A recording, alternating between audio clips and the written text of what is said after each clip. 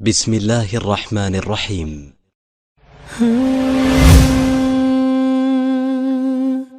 السلام علیکم۔ الحمد لله رب العالمين والصلاة والسلام على خاتم الأنبياء والمرسلين وعلى آله وأصحابه أجمعين ومن تبعهم بإحسان إلى يوم الدين. فيا عجبا كيف يعصي الإله أم كيف يجهد الجاهد في كل شيء له آية تدل على أنه واحد. عزیزان اسلام، بہت سے احباب مسلسل رابطہ کر رہے ہیں کہ مغربی فکر فلسفہ اردو زبان میں بیان کیا جائے۔ اللہ تعالیٰ کے فضل سے ہم 3 سالوں سے مسلسل تخصص میں مغربی فکر فلسفہ پڑھا رہے ہیں۔ اب سامعین حضرات کی خواہش پر ہم نے اردو زبان میں یہ سلسلہ شروع کیا ہے۔ اللہ تعالیٰ سے دعا کرتے ہیں کہ اللہ تعالیٰ ہمارے ساتھ خیر و عافیت کا معاملہ عطا فرمائے۔ عزیزان اسلام، ملحدین کی طرف سے مختلف قسم کے اعتراضات ہو رہے ہیں۔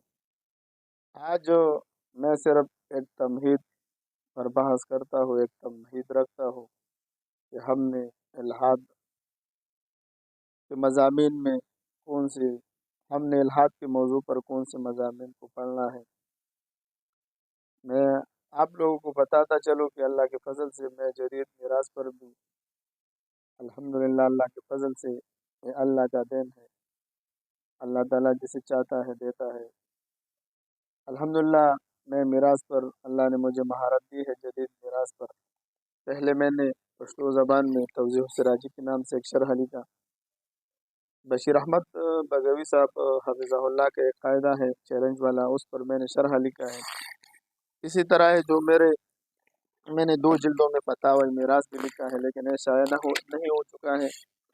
اللہ سے دعا ہے کہ اللہ تعالیٰ اس کے لیے اسباب مہیا کر دے۔ پہلا جلد ہے، دوسرا جلد ہے فتاوی میراث کا۔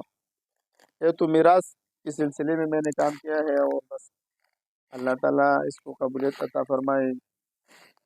الحاد کے موضوع پر پہلے میں نے مقالہ رد الالحاد کو لکھا، یہ پشتو زبان میں تھا۔ بعد میں ہم نے اردو زبان میں اس کا ترجمہ کیا۔ مقالہ رد الالحاد ایک ادارۃ التحقیق جو لاہور کا خلیل بھائی ہے، اس نے شائع کیا ہے۔ اس نے کہا کہ آپ اور بھی کتابیں میرے پاس بھیج دو۔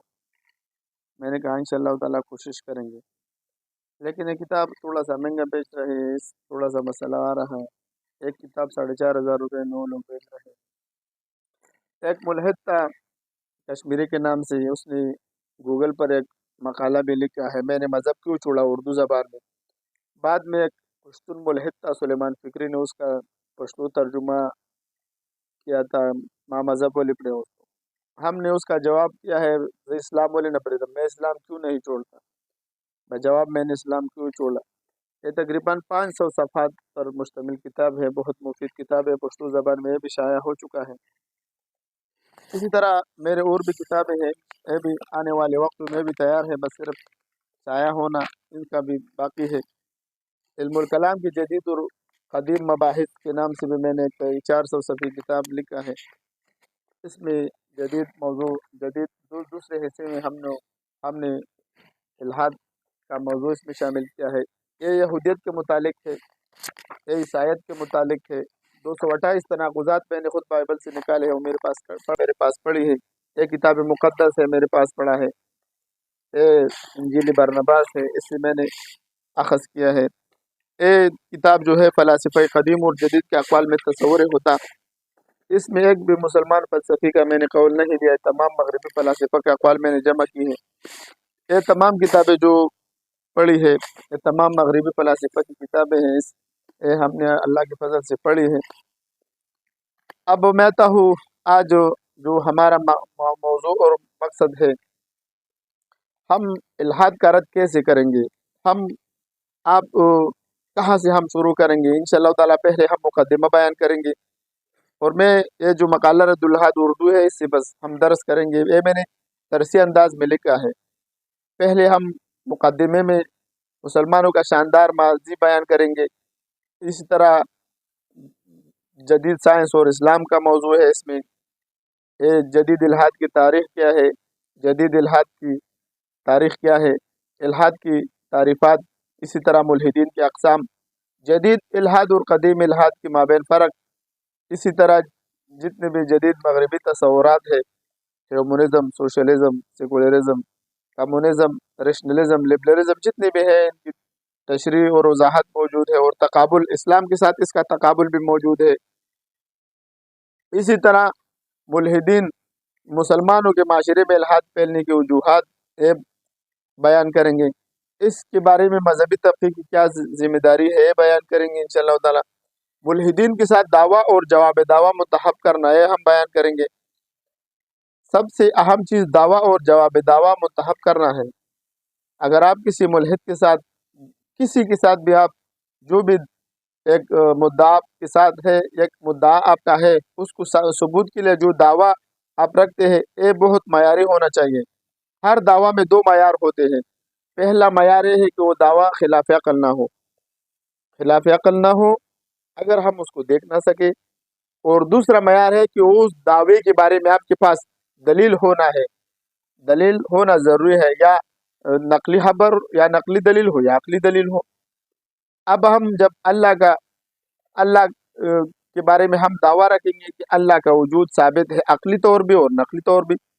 اللہ تعالیٰ کا وجود عقلی طور بھی ثابت ہے، کیونکہ جب ایک موس جو میرے ہاتھ میں ہے اس کا وجود ثابت ہے، ایک کتاب ثابت ہے، یہ اللہ کا نام اللہ کے وجود پر گواہی دے رہا ہے۔ جب ایک موس کی، ایک کتاب کی وجود عقلی طور پر ثابت ہو سکتی ہے تو اللہ کی وجود کیوں ثابت نہیں ہو سکتی؟ اور دوسرا، میں تمام ملحدین کو چیلنج دیتا ہوں کہ ہمیں صرف ایک چیز دکھا دے کہ صرف اس کا نام موجود ہو اور وہ موجود نہ ہو۔